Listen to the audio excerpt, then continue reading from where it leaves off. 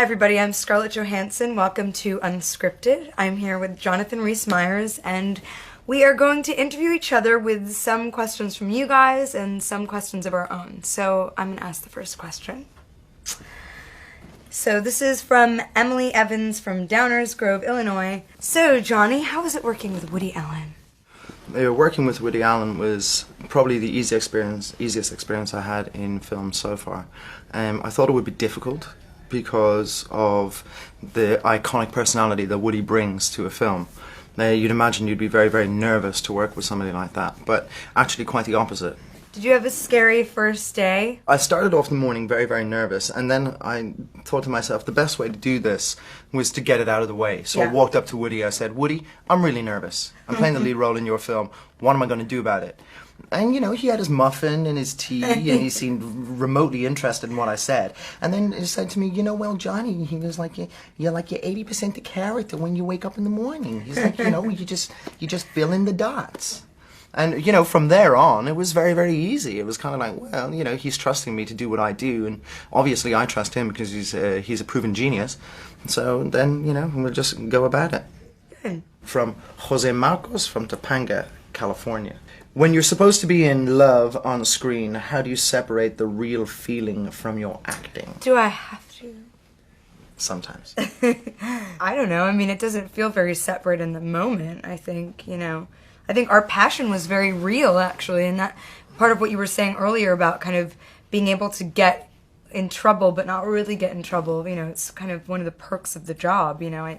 We got to be really passionate and, you know, animalistic with one another, and then, you know, go get drinks afterwards and kind of talk about, you know, air or whatever. I don't know, in the moment it feels very much like a real love or passion, and it is the real thing. You know, in the moment, it's the real thing. And it's kind of a weird job to be an actor because, particularly with those circumstances, I think that's why it's so hard for actors to be in relationships, is because sometimes it's hard to separate that feeling from the real thing. Do you think Sure. so? You know, I agree with you. I think it's why, you know, so many actors end up dating actresses and vice versa, and the relationships being very short-lived, because it's a very instant sort of like gratification thing, and because we're constantly changing our personalities to suit the project we're doing, then we're changing what that character finds desirable. It's such a sort of incestuous business. I mean, it becomes, even this film set becomes this big kind of sexual tension, especially when you're in a foreign country doing, you know, scenes for, you know, whether they're sexy or angry or whatever, for 3 months. It's like everybody's kind of sleeping with everybody else. The makeup person's sleeping with the first AD, and the director's taking on a... Because my makeup person was male, and so was our first AD. So I'm quite interested by that one. Okay, this question is for you. It's from Mike Burns in Austin, Texas. You play soccer in one film and tennis in this one. Which sport are you better at? It has to be soccer. Tennis, I'm a terrible tennis player. I literally... You said your coach was like so disappointed. Yeah, he was. He couldn't even look at me while I was doing my tennis thing because he was like so embarrassed. But you know, I don't blame him either. You know, it's just I wasn't naturally good at it. Soccer was easier for me because I grew up in a working class situation in Ireland. It was the one game that 12 kids could play. Yeah, that was inexpensive. Yeah, sure. Throw a ball to them and they're busy for 4 hours kicking a ball around the place. Tennis tends to be for people with money, who can join private clubs. Yeah. And, you know, buy rackets and tennis shoes, and and this is why it was a really, really good sport for Woody to embrace as an upper class sort of as an upper class pastime to be tennis. But I'm terrible at it. Sorry, Brian from Austin, Texas. Here's my unscripted question. What would you do if you didn't do this job? You mean if I couldn't have a job in any, like, film direction or anything? Any entertainment? No entertainment. What menial job could you actually see yourself doing? I guess I think about that sometimes. Like, I'd have to be... I don't know. I was always interested in, you know, Egyptology, and I thought that someday I could be, you know, an archaeologist of, you know, Egyptian artifacts. But I don't know if all that digging in the sun would suit me. It's this time consuming, and it's so small. But when you unearth something, it just must be so incredible. And to study those ancient civilizations, I think, is fascinating. But I don't know if that's a practical job for me. I mean, I was always interested in botany. Maybe I would have been a botanist of some sort. There you have it. How is it doing love scenes with me from Joanna Tong in Springfield, Massachusetts? What was it like doing love scenes? You know, it was brutal. I can't believe I managed to scrape through it. You know what I mean? It was like pulling pubic hairs. No, it was no, it was. Come on, you know, it was a very, very easy thing to do. Yeah, it was easy because you're very, very beautiful. Thank you. And you've got lovely lips to kiss and all of that. We didn't go too far, you know. I remember you telling me not to look at your tits, so I didn't. So I still don't know what they look like. Yes, but I've got a fair idea. You were such a gentleman. I was trying to be a gentleman. I was trying to sort of like, I was trying to walk that, you know, that sort of like icy path of, you know, could I have a glimpse? But actually I did have a glimpse. But, you know, but, you know, it was really, really interesting to do sort of like sex scenes with somebody that, you know, because you can embrace that part of your character. It's almost like it was really easy because you get it out of the way. Right.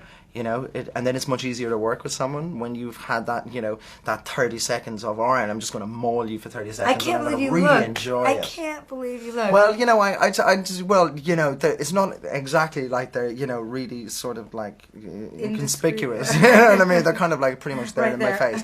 And so, and it wasn't, you know, like, so it wasn't, for me, it wasn't like, you know, let's sort of like sneak a peek. It was just so happened that, you know, I caught a glimpse of them for a second. I knew that this unscripted show would come to this. You know, it would. It kind of does because of the nature of the film as well. But what was it like doing love scenes with Scarlett Johansson? It really was a pleasure. It was a pleasure. I have to say it. It was. I'd be lying if I didn't and trying to act cool and saying, oh, yeah, it was just like another day at work, but it was grand. It was grand. Thanks, Jonathan. You're welcome, Scarlett. This is a question from Sheila, Memphis, Tennessee.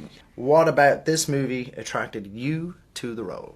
I think, initially just getting the letter from Woody was enough. I just kind of read the script out of curiosity.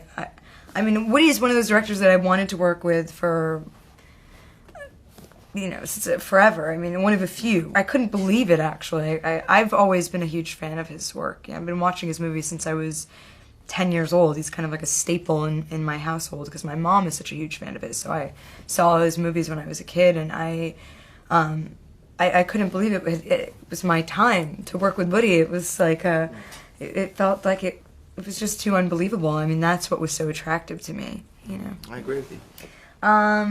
Last one for Jonathan. Fantastic. Finish this sentence. The 3 things I love about movies are...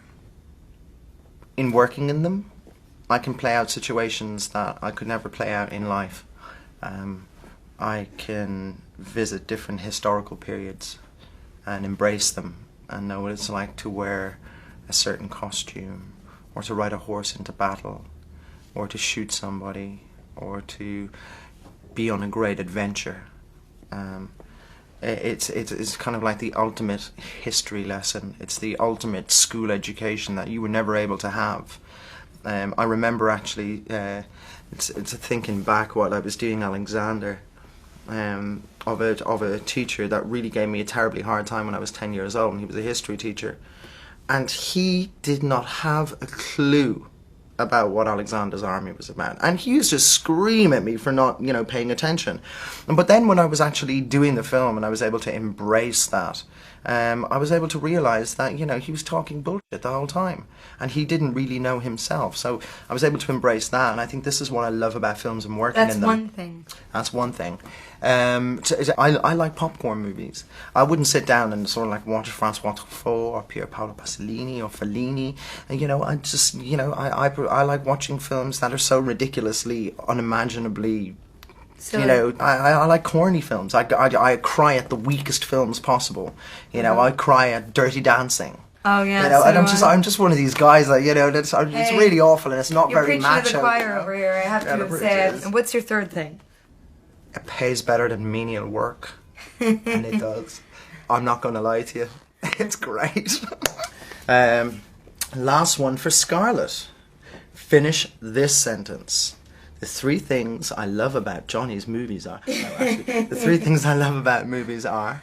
That you can pay $10 and escape your life for 2 hours. Mm-hmm. at least for me, when working experience, I get to work with people that I've idolized, you know, John Travolta and Woody Allen and, you know, and Bill Murray, and so that's my second thing. And my third thing is probably, you know, Dirty Dancing, I would say. Probably Dirty Dancing's the third thing I love about movies. Yeah, you know, I met Patrick Swayze. I met Patrick 2 weeks ago Swayze at the U2 gig. Did and you? I was kind of, you know, I was kind of like... I fanned out on him at this party one time a few years ago, and he was so... I said to him, I said, I just have to tell you that I love Dirty Dancing, and I know every line, and he looked at me and he said, that was a long time ago. And I was like... And, you know, but I looked at... That's really funny, because I looked at Patrick Swayze when I just met him, and I kind of went, Dirty Dancing was a long time ago.